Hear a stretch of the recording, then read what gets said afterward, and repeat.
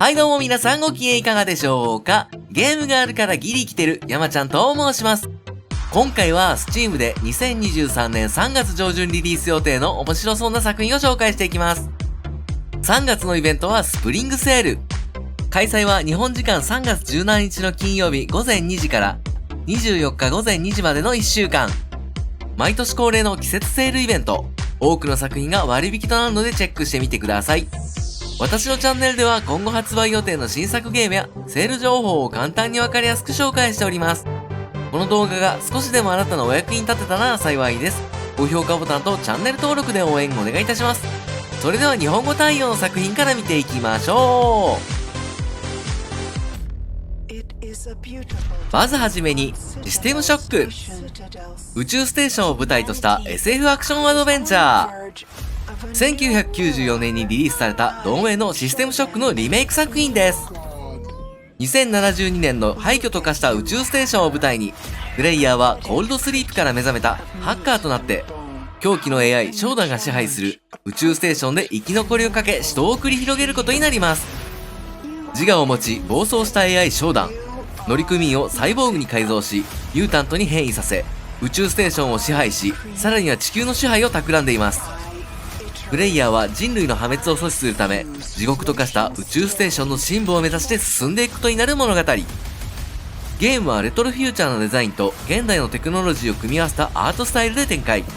一人称視点で没入感のある激しい戦闘や、ハッキングを駆使して差し迫った運命から地球を救いましょう。体験版もありますが、日本語には対応していませんでした。システムショックは2023年3月リリース予定日本語対応の作品です。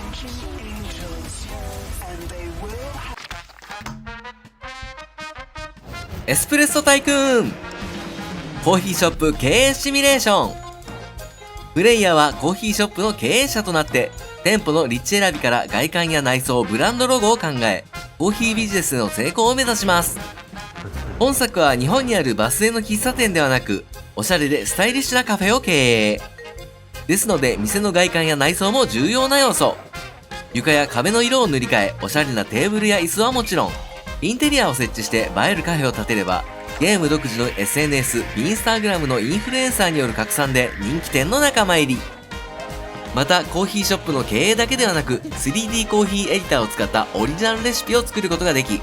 コーヒーカップの選定からベースの選択、ミルクやシロップ、トッピングを自由に組み合わせて開発し、市場調査を通して顧客の好みを分析し、オリジナルブレンドを提供することも可能。体験版もあるので気になる方はチェックしてみてください。エスプレッソタイクーンは2023年3月リリース予定日本語対応の作品です。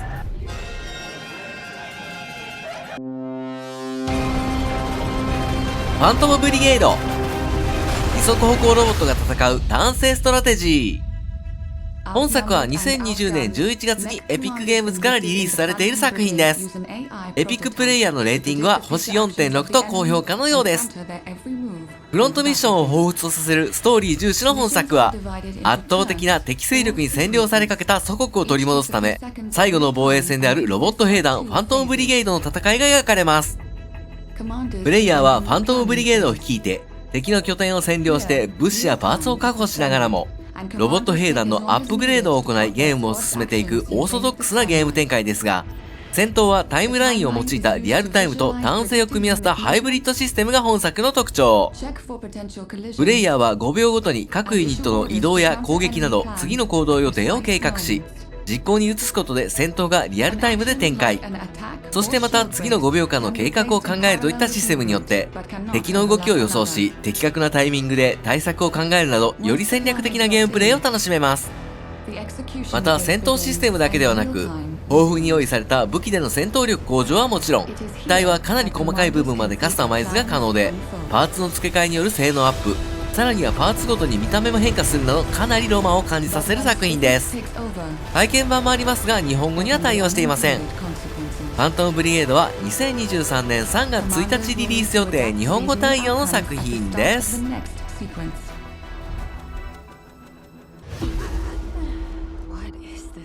スカーズアバブ。未知の世界が舞台なアクションシューター。突如地球の軌道上に出現した謎の巨大構造物。人々はそれをメタヘドロンと呼び、世界中を驚愕させた。人類は科学者とエンジニアで編成されたチーム、スカーをメタヘドロン調査のため派遣するが、調査は計画通りには進まず、構造物に接触したチームの隊員たちは、謎の惑星に転移させられてしまうといった物語。プレイヤーはスカーに参加したメンバー、宇宙飛行士であり科学者でもあるケイト・ワードとなって、生き残るために未知の惑星を探索しながらも、他のメンバーを探し、この出来事の真相に迫っていくことになります。ゲームは三人称視点で展開。惑星に存在するエイリアンと対峙し、ナイフによる近接戦闘やプラズマライフルのような遠距離武器を使っての戦いを繰り広げていくことになり、ダッシュや回避などで消費していくスタミナ管理も重要。また科学者であるケイトは、その科学的知識を使ってアーティファクトや生物を分析することが可能。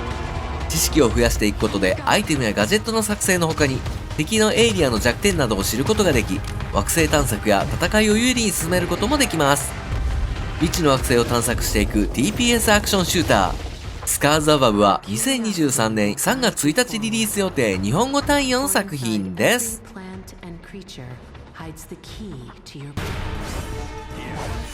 ウォーロン・フォールーン・ダイナスティ。三国志をテーマとした死にゲーアクション。プレイヤーは名もなき義勇兵となって超人的な武将や妖魔はびこる三国乱世に立ち向かうといった三国志とダークファンタジーが融合した世界観で物語は展開。戦闘は攻撃や回避、受け流しといった基本アクションをメインに、攻防で増減する規制と呼ばれるパラメーターを管理して戦闘を有利に進めていくゲームシステム。三国乱世に登場した武将たちがどういった形で関わってくるのか、敵なのか味方なのかも気になるところ。ウォーロン・フォールーン・ダイナスティは2023年3月3日リリース予定日本語対応の作品です。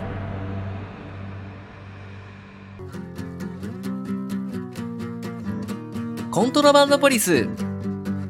リアル版ペーパーズプリーズ国境検査官シミュレータ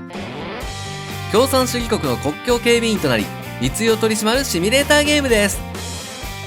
舞台は1980年代初頭、共産主義国アカリスタン。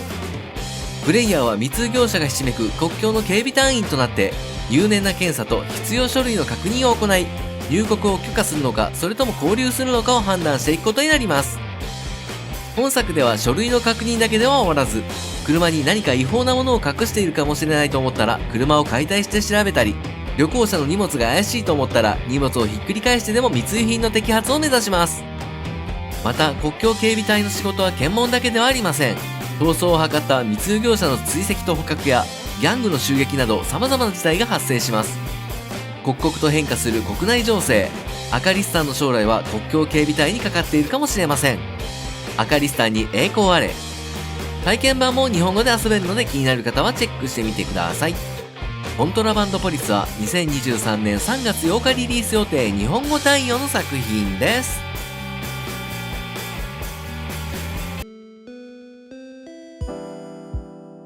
メロンジャーニービタースイートメモリーズ。動物が暮らす世界を舞台にしたミステリーアドベンチャー。タイトルにある通りメロン色のグラフィックで描かれる本作は、猫や犬、ハムスターなどいろんな動物が暮らす街ホックタウンを舞台に、プレイヤーは主人公ハニールーとなって様々な事件に巻き込まれていく物語が展開します。とある町のメロン工場で働いていたハニーリュウは、友人のカンタロープの呼び出しでメロンの所持が違法となる町ホックタウンに向かうことに。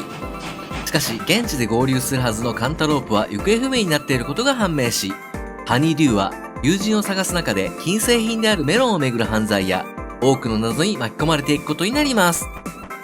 レトロテイストなグラフィックと可愛い見た目の印象ですが、ゲームは犯罪や政治腐敗などシリアスなテーマを中心に物語は展開していきそうな感じがします。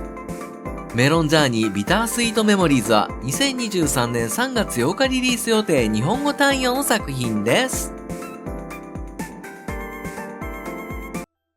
本所七不思議。パノラマサイトファイル23本所七不思議。スクエアエニックスが送る本格謎解きホラーアドベンチャー。ゲームトレーラー作りに定評のあるスクエアエニックスの怪談ホラーです。昭和後期の東京墨田区を舞台に、呪いの力を得た9人の男女が七不思議に隠された蘇りの秘術の講師をめぐる群像劇が展開。他者を呪い殺すことで死んだ人間を蘇らせることができるという蘇りの秘術。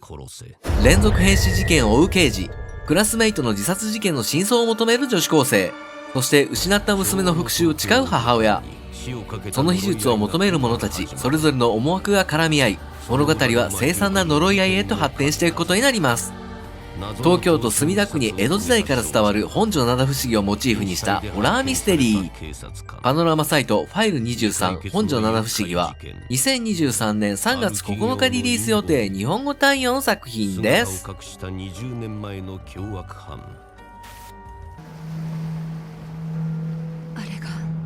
ゼロ月はみの仮面。カメラを手に謎を解く心霊和風ホラーアドベンチャー。2008年に Wii 向けにリリースされた同名のリマスター作品です。ゲームはシリーズを通して登場する遮影機と呼ばれるカメラを使った戦闘が特徴。遮影機を使い霊的存在を撮影することで残留思念の過去を見聞きしたり襲いかかってくる悪霊を除霊することが可能。物語の舞台は孤島老月島。幼少期の頃神隠しにあった5人の少女たちは1人の刑事に助け出されたが全ての記憶を失っていた。その10年後、神隠しにあった少女のうち、2人が相次いで凄惨な死を遂げたことにより、残された3人の少女は、2人の死の真相と、神隠しにより失われたその日の一日の記憶を求めて、再び老月島を訪れることになる物語。ゲームは月明かりと懐中電灯のわずかな光を頼りに、島にある薄暗い洋館や廃病院の中を探索し、過去の新聞記事やメモなどから忌まわしい事件や主人公の失われた記憶を紐解くことで真実に迫っていくことになります。果たして失った記憶の先にあるものは一体何なのか。ゼロ月はみの仮面は2023年3月9日リリース予定日本語対応の作品です。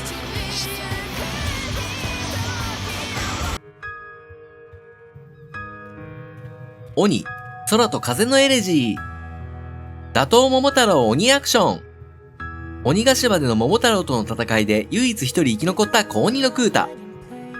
打倒桃太郎を誓い強くなるため鬼の中に眠る力が引き出されると言い伝えられてきた木瀬島で、かつて桃太郎に倒された鬼たちの思念を呼び起こし、木瀬島に住む不思議な精霊風丸と共に数々の試練に挑む物語。ゲームは見下ろし視点で展開。舞台となる木瀬島は大きく3つのエリアに分かれており、各エリアごとに待ち受ける12の試練に挑むことになります。バトルシステムは2人のキャラクターを同時に操作する一心同体アクションが特徴。敵は肉体とは別に心玉を持っており、倒すためにはその心玉を破壊しなければならず、クータの棍棒による攻撃で思念体である敵の体にダメージを与え、心玉を出現させ、さらに心玉を攻撃し、破壊することで撃破に至るシステム。心玉を破壊しないと一定時間で鬼の体に戻ってしまうので注意が必要です。また複数の心玉を連続で破壊する心痛連撃や攻撃アクションで溜まる風丸ゲージで体力を回復することもできるので、積極的にコンボを狙うことがポイント。鬼の視点で描かれたおとぎ話鬼アクション。鬼空と風のエレジーは2023年3月9日リリース予定日本語対応の作品です。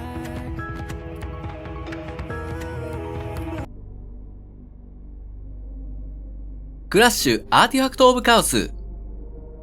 不気味なキャラが拳で語る格闘アクションアドベンチャー。奇抜なキャラクターデザインや不思議な世界観が特徴の前作、ゼロクラッシュの世界、ゼノゾイクを舞台にしたアクションアドベンチャーです。主人公はゼノゾイクで世捨て人として暮らす格闘技の達人スエド。彼は師匠から見放され世捨て人として人を避けて暮らしていたが、不思議な能力を持つ少年と呼ばれる黒いフクロウのような生き物との出会いにより、少年の力を狙う異物の女王ジェミーとの戦いに巻き込まれていくことになります。ゲームは近接格闘で戦うアクションがメイン。素早い拳や蹴りを繰り出すほか、敵の攻撃を回避し、パリーやカウンターからの攻撃を放つなど様々なバトルアクションが可能。スエドは少年を守る旅を通して古代から密かに受け継がれる様々な流派の武術を学び、能力のアップや攻撃のアップグレードで自分だけの戦闘スタイルを作ることができます。追っ手の傭兵たちを退けながらも、スエドは少年との旅を続ける中で、自らの過去や本当に満ちたゼノゾイク社会の起源に迫る物語が語られます。クラッシュアーティファクトオブカオスは2023年3月10日リリース予定日本語対応の作品です。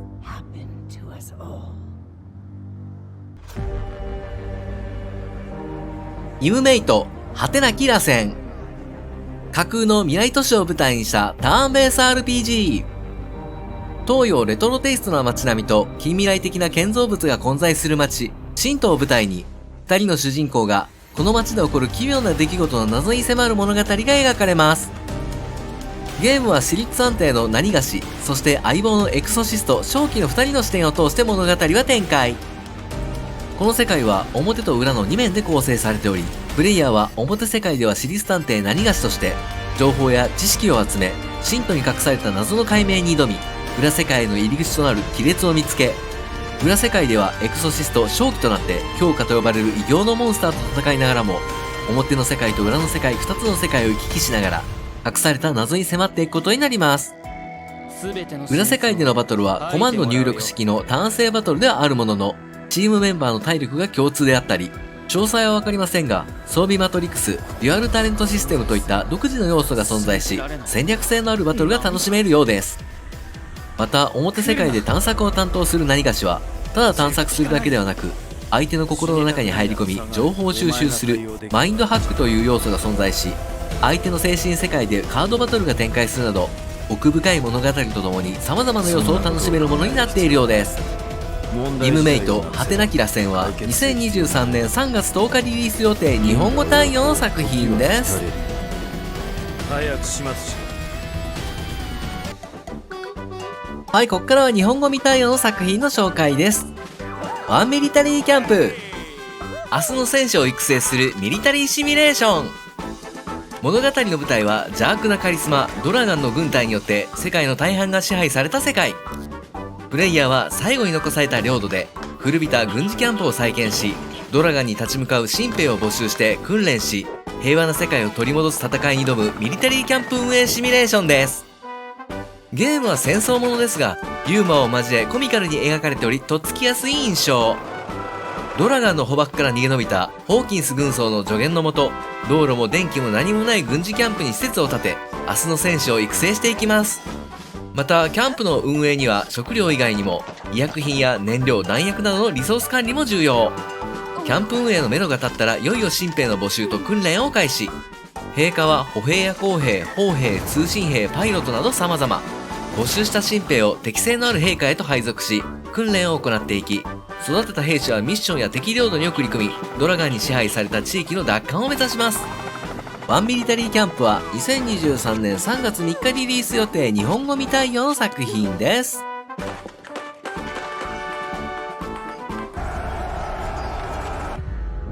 ブリークフェイス・フォーセイ君。文明崩壊後の世界を冒険するソウルライクなアクション RPG。荒廃したダークテイストな世界で武器やアビリティを駆使し、強大な敵やボスとの戦闘が繰り広げられ、何度も立ち向かい、挑戦を繰り返すことになる死にゲーアクション。戦闘は位置取り、タイミング、リソース管理などを常に気を配る必要があり、時には巨大な敵によじ登って攻撃するなど、結構ハードな戦闘が繰り広げられるようです。クラス選択によるプレイスタイルの多様性、クラフトやアップグレードによる育成成長といった RPG 要素などのやりごたえは抜群。ブリークフェイス・フォーセイ君は2023年3月11日リリース予定日本語未対応の作品です。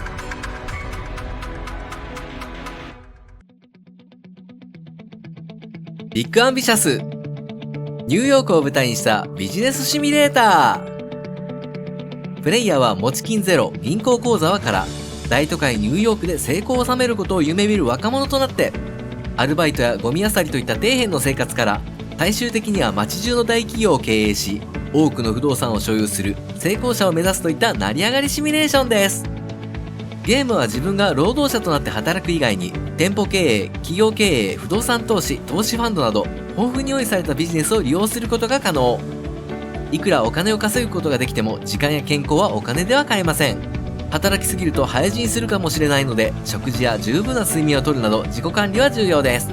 ビッグアンビシャスは2023年3月11日リリース予定日本語未対応の作品です。はい、今回は Steam で2023年3月上旬リリース予定の面白そうな作品を紹介しました。気になる作品はあったでしょうか？ 3 月のイベントはスプリングセール。開催は日本時間3月17日の金曜日午前2時から24日午前2時までの1週間。毎年恒例の季節セールイベント。多くの作品が割引となるのでチェックしてみてください。私のチャンネルでは今後発売予定の新作ゲームやセール情報を簡単にわかりやすく紹介しております。この動画が少しでもあなたのお役に立ったら幸いです。高評価ボタンとチャンネル登録で応援お願いいたします。